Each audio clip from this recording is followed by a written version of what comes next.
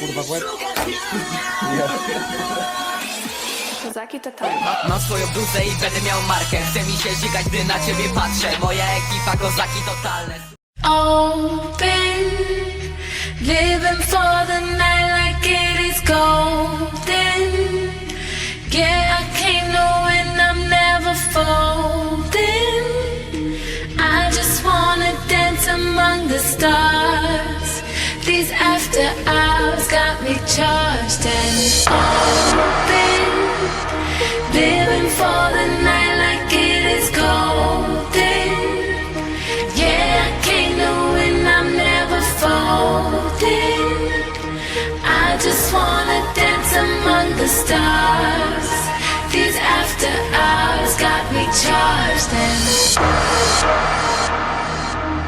I just wanna dance among the stars. I just wanna dance among the stars.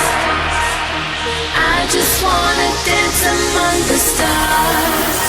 These after hours got me charged.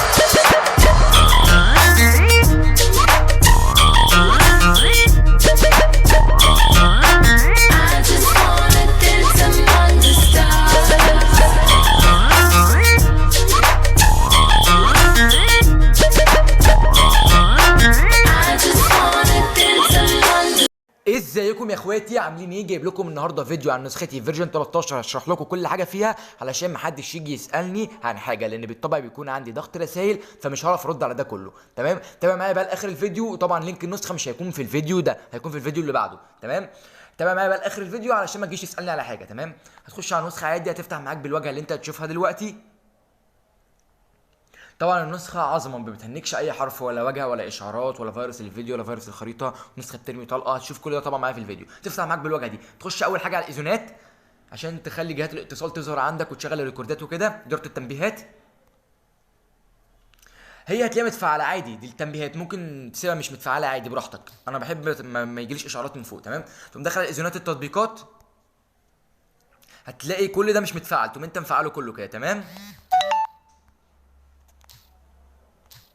استعاده الرسائل دي بتاعه الباك اب ريستور، اللي هي شبه ايه، اللي هي لو انت مركب ملف السرعه وعايز ترجع كل الرسائل اللي عندك هترجعها عادي. تمام، اللي هي استعاده الرسائل. لكن لو انت اول مره تخش على النسخه هتدوس الموافقه والمتابعه لو انت مش عايز الرسائل، هتخش معاك بالواجهه دي، هتقوم كاتب رقمك هنا ورمز الدوله هنا. تمام،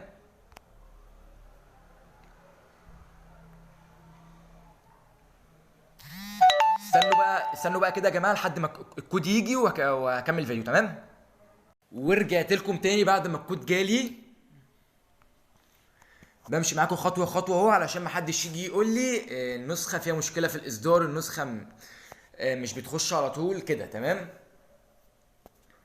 مشيت معاكم خطوه خطوه اهو عشان ما حدش يشتكي لي ان النسخه، لان النسخه بجد ما فيهاش اي غلطه، النسخه ضرب نار بمعنى الكلمه. النسخه هتفتح معانا وهشرح لكم حاجه حاجه علشان ما حدش يجي يقول لي ايفل النسخه مش بتشتغل في كذا، لا النسخه بوريها لكم في الفيديو اهو عشان ما حدش يجي يسالني على حاجه. تمام، اديني ماشي معاكم خطوه خطوه اهو.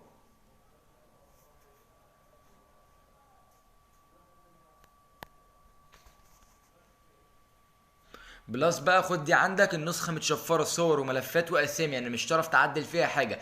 فيرجن 12 اللي كان بيقول انا فكيت تشفير ايفل، لا حضرتك ايفل مش مشفرها اصلا عشان تفك التشفير بتاعه، ايفل شفرها ملفات، كان فيها 60,000 ملف في النسخه باسمي اللي هي فيرجن 12. فكنت مشفره ملفات مش هتعرف تغيرهم، هتتحرق منك او مش هتشتغل اصلا معاك. انما دي متشفره كل حاجه، صور واسامي وملفات وكل حاجه. تمام، كنت لسه عامل سوفت فام تي مانجر مش معايا، فمش هعرف اوريك ان الصور مش باينه، هي بامانه النسخه متشفره كل حاجه، يعني نسخه تفتح قدامكم وافرجكم كل حاجه يعني.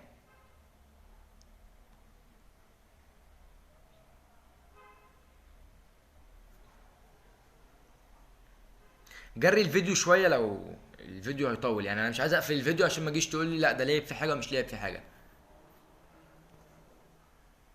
انا ماشي معاكم خطوه خطوه اهو.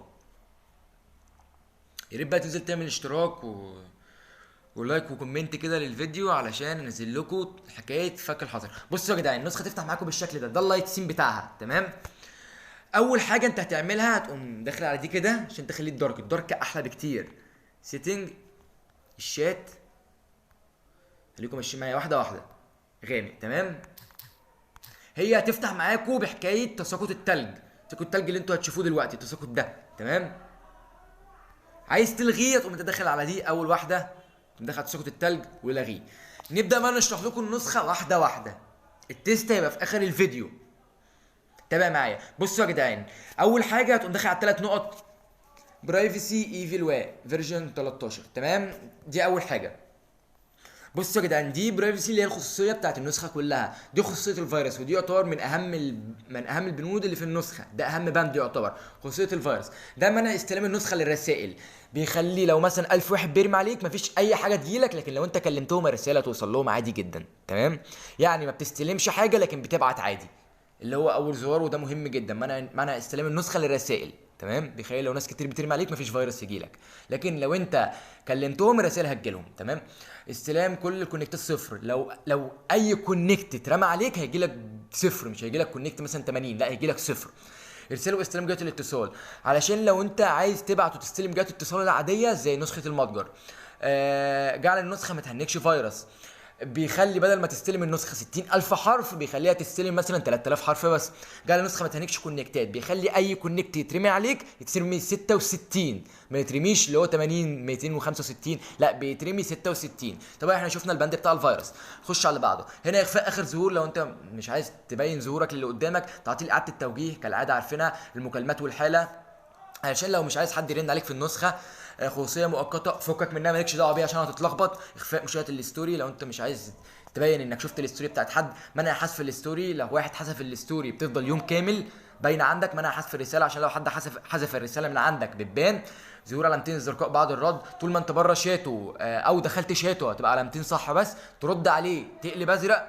جهات اتصال ورومات وبي سي، دول بتوع ايه؟ اللي هو ظهور على اخفاء التذاكر الزرقاء، اللي هي زي ما قلت لك اللي هي دي ظهور علامتين الزرقاء بعد الرد. وهنا اخفاء التذكره الثانيه اللي هو يبان علامه صح واحده عنده. اخفاء التسجيل، لو انت بتسجل ريكورد ما يبانش عنده انك بتسجل. واخفاء الكتابه ما يبانش عنده انك بتكتب. وهنا اخفاء التسجيل نفس القصه. وهنا برده في الجروبات وهنا في البي سي. وهنا التامين اللي هو لو عايز تقفل الواتساب باسورد. تمام كده احنا شفنا الباند بتاع البرايفسي. نخش على اللي بعده. في هنا ايفل ويب فيرجن 13 مودز، ودي برده من الحاجات المهمه اللي في النسخه. اشكال ومميزات النسخه. هنا في تساقط التلج، تعالوا نخش نشرح واحده واحده فيه. تشغيل تساقط التلج. وهنا اشكال تساقط التلج، عندك مياه نار وخريف ودولارات. هتقولي طب تعالى وريني شكل الدولارات. قمت دايس على الدولارات كده، خليكم معايا انا ماشي واحده واحده معاكم. هتلاقوا في دولارات بتنزل اهو. تمام وايه تاني؟ اشكال الدولارات. تمام دي الاشكال. طبعا انت لازم تفعل دي عشان تشغل تساقط التلج. وهنا اشكال تساقط التلج، وهنا كميه تساقط التلج اللي هو الكميه اللي بتنزل بتاعه تساقط التلج. ونفس الوقت تساقط التلج بتنزل بسرعه ولا قليله. هتقولي طب ما هو ده متكرر من ده. لا، ده تساقط التلج في الواجهه وده تساقط التلج في الشات، يعني الجزء ده بتاع الشات والجزء ده بتاع الواجهه. تمام نفس الجزئين برضو. وده لو انت مثلا اتلخبطت في دول رستر تساقط التلج حتى يقعد كما كان. تمام. وهنا تحرك الشتات. ايه ايفل تحرك الشتات ده؟ تعالى افرجك يعني ايه تحرك شتات. طبعا النسخه بتحول لاكتر من 5 شتات. هنخش مثلا على ده، هنبعت له نقطه كده. تمام خليكم معايا. بتحول لاكتر من 5 شتات. خليكم معايا بقى كده علشان هنرمي على ناس دلوقتي. بلاش نرمي على اجانب لحسن الرقم يطير، لحسن كالعاده يعني. ده تحرك شتات زي ما انت شايف كده. ماشي.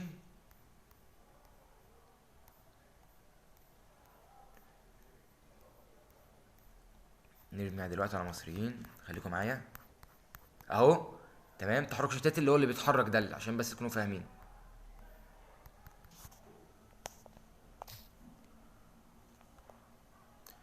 ده تحرك الشتات. تمام اللي انتوا شايفينه ده البتاع اللي بيتحرك. نخش على اللي بعده. طبعا اقفلوا تساقط التلج لان هو بيكون اصلا مضايقك في النسخه، هتقفلوه من هنا. تمام. وهنا بعد ما خلصنا تحرك الشتات اشكال ال 3 دي ليك اشكال كتير اهو. هتقول لي ايفل تعالى فرجنا على ال 3 دي. اقول لك تمام تعالى افرجك. اللي هو ده. تمام ده ال 3 دي. نخش على البند اللي بعده. هنا خطوط النسخه بيغير لك كل خطوط النسخه. عندك كذا خط اهو، وعندك خط بتاع كافي مدريد علشان ما تهنكش الريبلاي. وهنا نسخ احتياطي واستعاده بيانات علشان ملف السرعه. تمام هتدوس على دي هيحمل لك زي كده، هتسيبه يحمل عادي جدا. بعد كده تروح مركب ملف السرعه. طبعا او تركيب ملف السرعه ده اول فيديو نزلته في القناه. وهنا استعاده بيانات ده بتاع ملف السرعه. ما علينا، فاتحه اكتر من رقم على نفس النسخه. تعالوا نشوف ايه ده. لو انت عايز تشغل رقمين هتقوم عامل اول حاجه احفظ الرقم الاول. بعد كده احفظ، لا ثواني، هتعمل احفظ الرقم الاول. بعد كده سجل الدخول الى حسابك. هتدوس على دي. تمام بعد كده تقوم دايس على دي. بعد كده احفظ الرقم الثاني يخرجك بره النسخه. بعد كده تقوم مسجل الرقم. بعد كده حبيت تخش هتقوم داخل الكود بتسجيل الحساب الثاني. حبيت بقى ترجع الرقم الاولاني هتقوم دايس سجل الدخول الى الحساب الاول. تمام ده لو انت عايز تشغل رقمين على نفس النسخه. صور والوان الواجهه بتاعت ايه دي يا ايفل؟ تعالى افرجك بتاعت ايه. مثلا المشكله ما عنديش صور. هاتوا اي صوره، اي صوره مثلا. هات دي. تمام هتقولي بتاعت ايه خلفيه الواجهه؟ تعالى افرجك يعني ايه خلفيه الواجهه. الخلفيه اللي بتكون ورا الشتات دي. تمام الخلفيه اللي ورا الشتات دي، في خلفيه ورا الشتات. طبعا انت حط الخلفيه اللي انت عايزها، اللون بقى الفاتح اللون الغامق براحتك. تمام وده التحكم في اضاءه الخلفيه. فكك منها علشان بتكون مثلا بهتانه كده. والتحكم في الوان الواجهه بالله عليك ما تجيش جنب دول لانك مش هتعرف تتحكم فيهم، هتتلخبط. تمام نخش على اللي بعده، التحكم في الستوري. تفعيل مستشعر القرب مالكش دعوه بيه، ملوش لازمه، وكده كده بيكون متفعل. سيارة مستخدمون المتجر 30 ثانية فقط، دي بتاعت الستوري. ما علينا. اعدادات الصور والفيديوهات، وضح جودة الصور والفيديوهات عشان لما حد يبعت لك صور وفيديوهات بتكون انت قصدي لما بتبعت صور وفيديوهات لحد بتكون الجودة قليلة، لو انت فعلت ده بيخلي له الجودة هي. حجم الصورة الاصلي لما بتبعت لحد الصورة بيكون حجم الصورة اقل، ده بيخلي لك حجم الصورة هي. اعدادات الستوري، وضح جودة الفيديو في الستوري، لما انت بتنزل فيديو على الستوري بيكون الإضاءة بتاعته اللي هي الفيديو بيكون الجوده بتاعته قليله، ده بيوضح لك الجوده بتاعته. وهنا زياده مده الستوري بدل من 30 ثانيه بقى 9 دقائق. تمام. تنظيف جميع الملفات، ده انت بتعمل ايه؟ تقوم دايس كده عشان تفضي مساحه، مثلا لو المساحه اتملت ده بينضف لك الشتات القديمه كده. تمام. هنا تنظيف ملفات باستثناء، يعني مثلا لو انت عايز تنظف صور بس، فيديوهات بس، ملصقات بس، مستندات بس، الستوري بس، الاغاني بس. تمام. ده بيخلي لك تنظف حاجه، انما تنظيف جميع الملفات بيمسح لك كل الملفات. تمام. هنا كل ما تريد ان تعرفه عن ايفل، تعالى فراغ، رساله الشكر. طبعا الكريدت شكله عظمه جدا، كاتب كل الاسامي الناس اللي انا بحبها. لا طبعا الكريدت كده جه غلط، طبعا كاتب كل اسامي الناس اللي انا بحبها هنا. تمام.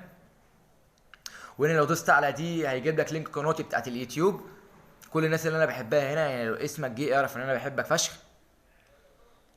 تمام. والكريدت شكله عظمه، النسخه بامانه عظمه في كل حاجه، حاطط لك كميه حاجات فيها مميزات هتبهرك. تمام. كل الاسامي يعتبر انا كاتبها لك هنا، كل اسامي الناس اللي معايا في الموميا. طيب هنا تغيرات النسخه اللي هو تشينج لوج، طبعا شكله عظمه برضو زي ما انت شايف كده، ولو دخلت على ماي شانل دي هيدخلك على لينك قناتي. وهنا قناه ايفل لو دوست عليها كده هيدخلك على قناتي برضو. خليكم معايا لاخر الفيديو علشان ما تجيش تسالني على حاجه، انا بمشي معاك اهو خطوه خطوه. دي قناتي. تمام. طبعا الريتش بتاع فيرجن 12 جاب 4300 فيو، طبعا عجبني جدا، ويا ريت برضه على الفيديو ده يكون كده لينك شات ايفي، لو انت دوست عليه هيدخلك على لينك شاتي لو حبيت تكلمني او حاجه زي كده. وهنا اللينك عيله الموميا لو دوست عليه هيدخلك على عيله الموميا. تعالى بقى حاجه مهمه جدا وحاجه هتعجبكم، موقع تصفح. هذا موقع تصفح تدخل بيه على الفيس وانستا ويوتيوب وجوجل. هتقولي طب ازاي حاطط الموقع ده؟ تعالى افرجك من جوه عامل ازاي. اوعى تنجز النسخه، ما علينا. يعني هتقوم دايس اوك، تقوم تدوس على اليوتيوب. لو انت مثلا ما عندكش مساحه، مش عارف تنزل يوتيوب، مش عارف تنزل انستا، مش عارف تنزل فيس، هنا كده وانت داخل على هنا هتكتب اي حاجه، ده جوجل. تمام. هتقوم هنا دايس، هنا هيدخلك على اليوتيوب، هيظهر لك هنا تشفير طبعا، تقوم دايس على اللي جنبيها هيدخلك على الانستا، ولو دوست على هنا هيدخلك على الفيس. تمام. بعد ما تخلص ما تنساش تدوس على دي، مالكش دعوه بتاعت ايه عشان يرجعها لك من الاول. طبعا احنا كده شرحنا الحاجات دي كلها. تعالى بقى نخش على البند اللي بعده. طبعا النسخه بتثبت اكتر من 5 شتات، اكتر من 3 شتات قصدي. تمام. هثبت لك ده كله دلوقتي، بتثبت اكتر من 3 شتات زي ما انت عايز بقى. ثبت الشتات دي كلها، اهي اتثبتت الشتات كلها، وبتحول لاكتر من 5 شتات، وانت شفت الحوار ده معايا، بتحول لاكتر من 5 شتات، بتحول اكتر من 5 شتات زي ما انت شايف. نيجي للبند اللي بعده، فيها طبعا اخفاء شتات.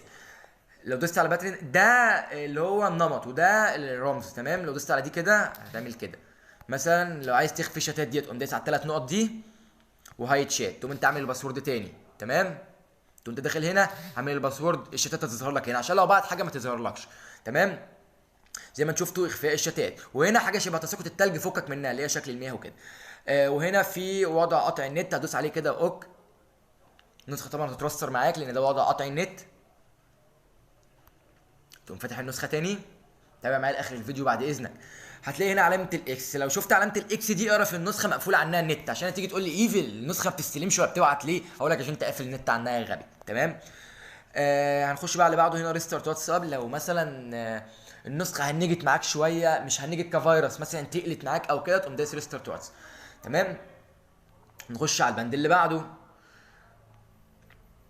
مسج اللي هو لو في رقم انت مكسل تسجله ممكن تخش بيه من هنا. هتعمل ايه؟ زائد لا هتكتب 20 1 2 7 7 6 7 1 9 2 7 مع العلم يعني ده رقمي. تمام. مسج هيدخلك على الرقم. قشطه. طيب ايه تاني يا ايفل؟ نيو جروب. تمام. انت ممكن تعمل روم زي ما انت عايز. هعمل لكم روم دلوقتي عشان برضه اجرب لكم حاجه في النسخه. خليكم معايا.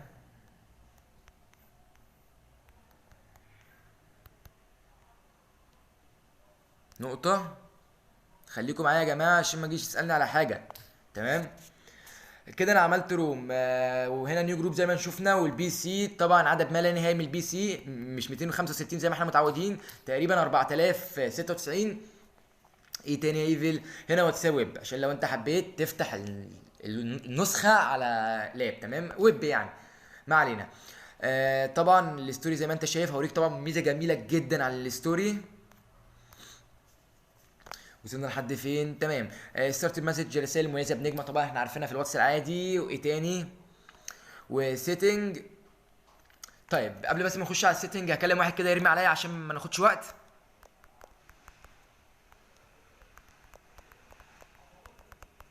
ثواني يا جماعه خليكم معايا. الواد قافل، يلا مش مشكله. طيب هتقوم داخل على السيتنج كده، معرب لكم كل حاجه في النسخه عشان ما تتعبش. الخصوصيه اول واحده، اخر ظهور دي الاعدادات العاديه. تمام لو مثلا انت حاظر حد وعايز تفك الحظر عنه وانت مش عارف رقمه، تقوم داخل على دي. تمام جهه الاتصال المحظوره هتلاقيه هنا، فك البلوك عنه. موقعك على الواتساب فكك منها، مالكش دعوه بيها. رومات اللي هي لو منع اي حد يدخلك في رومات، اللي هي اي حد وجهات الاتصال الخاصه بيه. وهنا لو مش عايز اي حد يدخلك في رومات. تمام طبعا انا هقرب لكم الحته دي ما تقلقوش، النسخه كلها هقربها. وهنا سلامه الواتساب اللي هو الباسورد بتاع النسخه. وهنا ادخل التحقق بخطوتين لو انت عايز تخلي نسخه فيها تحقق بخطوتين عشان ما حدش يخش عليه ويسحب رقمك. تغيير رقمك لو انت عايز تغير رقمك، ما علينا يعني، فكك منها واحذف حسابي. تمام طيب الشات هنا الدارك مود واللايت مود.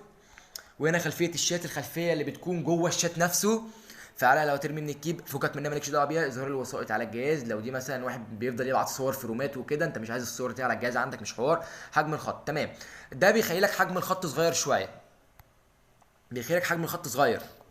تمام ايه تاني؟ وهنا اشعارات، فكك من الاشعارات دي، انت طبعا بتكون قافلها من بره زي ما انا بدات في اول الفيديو. استخدام البيانات وتخزينها مالكش دعوه بيها، الحاجات دي مالكش دعوه بيها. مساعده هتقوم داخل على المساعده كده، وهنا اتصل بينا ده لو رقمك محظور يعني، فكك منها. معلومات التطبيق ده الاباوت بتاع النسخه، طبعا الاباوت شكله عظمه بمعنى الكلمه، ولو دوست على دي دخلك على لينك قناتي. تمام تمام ايه تاني؟ هنا ادعي صديقا، لو انت مثلا عايز تبعت النسخه لحد عن طريق الواتس هتقوم داخل على دي. تمام طيب بصوا بقى يا جدعان، حاجه مهمه جدا. بصوا جروب ادمن. بصوا يا جدعان، اي نسخه لما بتيجي مثلا تسحب الروم بيجيب لك اعاده تحميل، دي ما فيهاش اعاده تحميل. طبعا انا هعرب لكم الكلام ده، النسخه لسه مثلا قدامها بتاع يوم، اول ما القناه توصل 2000 النسخه دي هتنزل. تمام جروب سيتنج هتقوم عامل كده، هتقوم داخل على تحت دي اللي هو منع تخلي ان اللي مش الادمن يعدلوا في الاعدادات بتاعه الروم، اللي هي ايه؟ اسم الروم وديسكريبشن اللي هو الوصف، ما تخليش حد يلعب فيه غير الادمن، وهنا تخلي الادمن بس اللي يتكلم. نخش على دي كده، تقوم انت رافع الروم كله ادمن زي ما انت شفت، الروم كله ادمن اهو. تمام من غير اعاده تحميل، تقوم دايس عليها من مجرد انك تدوس على الزرار الاحمر ده، على الزرار الازرق، هتلاقي الادمن كله نزل. طبعا ما فيهاش اعاده تحميل علشان تسحب الرومات اسرع، ودي برضو حاجه مميزه في النسخه. او لو دوست دي كل الادمن هينزل من غير اعاده تحميل. طبعا فيها عداد، طبعا اضيف لكم عداد، وطبعا النسخه عظمه بمعنى الكلمه. ايه تاني يا جماعه؟ طبعا بصوا لو دوست على دي هيدخلك على اللي هي الاعدادات العاديه. تمام اللي هي اسمك، اللي هي الحاجات اللي هي بتاعت الاعدادات العاديه بتاعت نسخه المتجر. تمام لو دخلت على اللي جنبيها دخلنا على حاجه مهمه. بصوا يا جدعان، هتقوم مثلا كاتب هنا ايفل، لو دوست على دي هيزغرف لك الاسم. تمام زي ما انت شايف كده. ولو دوست على اللي جنبيها هيغير لك لون الشكل. طب تقول لي ايفل، طب ما انا كنت عايز اللون الاسود. تمام على اخر الفيديو بقى ما تقطعش برزقك، تقوم داخل على اللي جنبيها دي، بيخلي لك اللون اللي انت تحتاجه وتتحكم فيه. تقوم مثلا انا عايز الاسود حسنا. تمام مثلا يا ايفل انا عايز الابيض، خليه ابيض ولا زعلك. تمام ثواني يا جماعه خليكم مراقبين كده معايا. انا عايز مثلا ايه في الاحمر، اخليها الاحمر مش مشكله. تمام والزرار ده بيتحكم لك في لون الكتابه. تمام انا عايز مثلا اللون ده، تمام هيخلي لك اللون ده. طيب مالكش دعوه بدي علشان دي حاجه مالكش دعوه بيها خلاص، علشان ما تتلخبطش برضه. انا بقول لكم الحاجات اللي هي العاديه اللي انتوا بتستخدموها زي ما انا وريتك. هتقول لي طب ايه بتتجاب منين تاني؟ اقوم قايل لك دوس على دي، على دي هيجيب لك الالوان بتاعه الشات. مثلا عايزها اسود، يا عم انا اخليها لك اسود خلاص. طيب ايه تاني يا واد يا ايفل؟ طب النسخه بتزود ستوري. هتقول لي بتزود ستوري ازاي يا ايفل؟ هقول لك تعالى افرجك ازاي.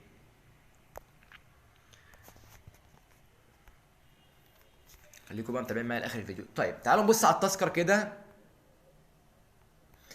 ده التذكر عشان ما حدش يجي يسالني فين التذكر، لان ربنا بيخش ناس تقول لي التذكر بيشتغل ازاي. تقوم دايس على دي كده، شايف بوم سيتنج.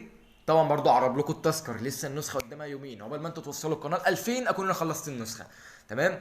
لا بلاش 20، خليها مثلا 5. التذكر قوم دايس سند، هتلاقيها دلوقتي تحت في تذكر تاني سند، تقوم عامل لك تذكر. تمام؟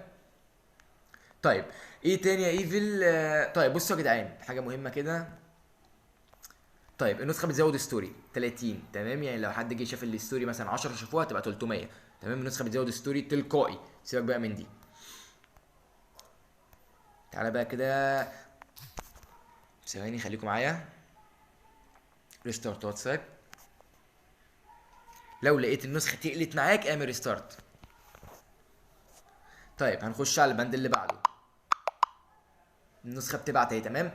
هتدوس على دي، هي النت عندي خرب. هتدوس على دي، في حاجه في الكيب. هتقول لي ايه اللي في الكيب ده؟ طيب بص يا قلبي، ده الايموجي طبعا انتوا عارفين، واللي في الناحيه الثانيه ده الستيكر. هتخش على الجنب ده اللي هي القنبله دي هتلاقي تذكر. هتقول لي بتاع ايه التذكر ده؟ اقول لك تعالى اوريك. هتدوس ارسال التذكر ده، عشان في ناس وربنا بتيجي تسالني التذكر بيشتغل ازاي. تكتب هنا الكلمه اللي انت عايزها، مثلا ايفل مثلا، وهتقوم عامل هنا العدد مثلا 5. تمام. هتقولي طب ايه اللي جنب، ايه البتاع اللي في الجنب ده؟ تمام، ده اللي هو لو عايز تزغرف اسامي. طب انت كاتب مثلا هنا ايفل، بيزغرف لك اسامي تحته زي ما انت شايف. تمام؟ طيب هتقوم داخل على دي كده، كل الاسامي متزغرفه اهي. تمام؟ هتقوم دايس على دي، على اللي هو الطبقتين دول اللي هي النسخ. قشطه؟ تبقى معايا للاخر. طيب انا زي ما قلت كده التذكر وحاجات كتير في النسخه. طيب هتخش على المكالمات دي حاجه تانية. لو انت مثلا عايز تعمل مكالمه جماعيه، تمام، هتخش بقى على دي اخر حاجه اللي هي دي، هيدخلك على الصفحه اللي احنا كنا فيها. تمام؟ اللي انا وريتها لكم. طبعا النسخه عظمه بمعنى الكلمه. تمام؟ هقفل الفيديو لحد ما اشوف حد يرمي عليا وهرجع اكمل لكم الفيديو تاني. يلا استنوا.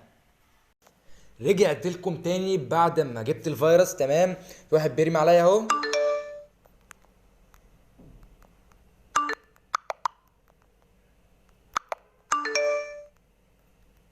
النسخة طبعا ما بتهنكش حرف،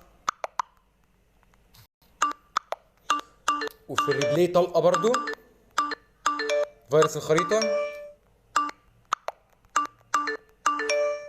ده فيروس الخريطة. تمام؟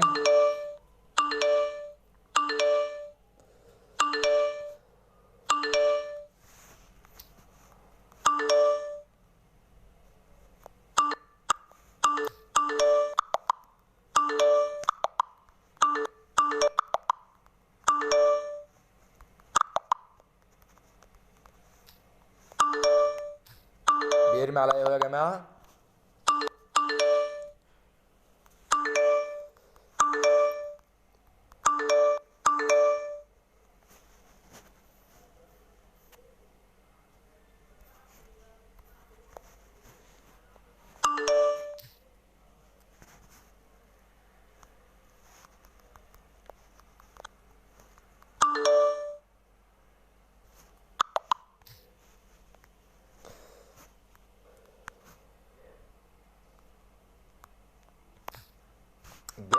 جاز تقيل شوية. تمام؟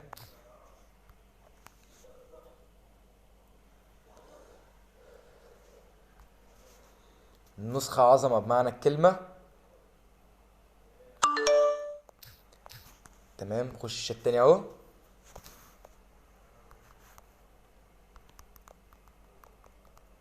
طبعا فيها رجلين متحرك عظمة جدا.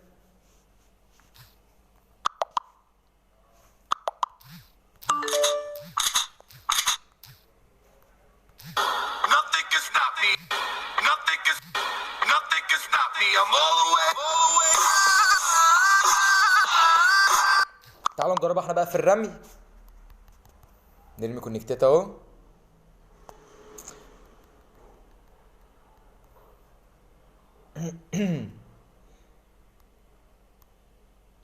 النسخة بأمانة عظمة.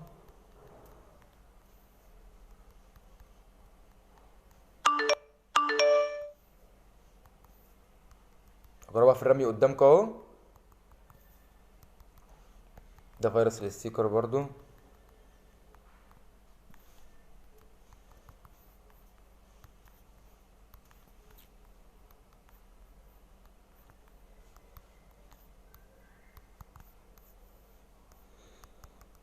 فيروس الصور اهو يا جماعة، تجري في الشات عنده اهو. ده فيروس الصور. بص بترمي ازاي، هترمي طلقة بمعنى الكلمة. تمام، بص رمت ازاي.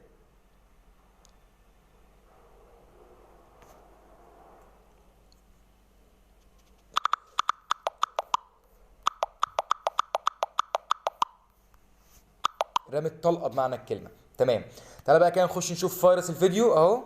ده فيروس الفيديو عادي جدا اهو. في ناس تانية بترمي عليا. طيب نجرب كده نرمي فيروس الخريطة.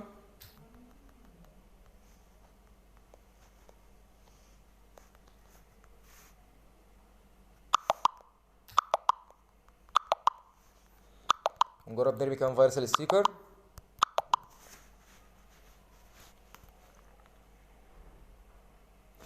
رمت كله اهو. طيب تعالوا كده نجربها في الواجهة. ده فيروس محرز اللي بيهين بجد واجهة أي نسخة. تمام، نجربها في الواجهة.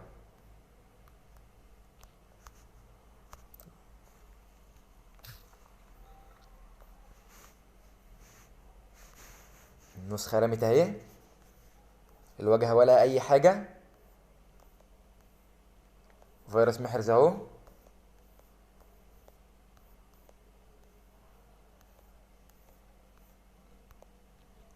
ده فيروس الستيكر. نرمي تاني فيروس الخريطة. فيروس اللوكيشن اهو.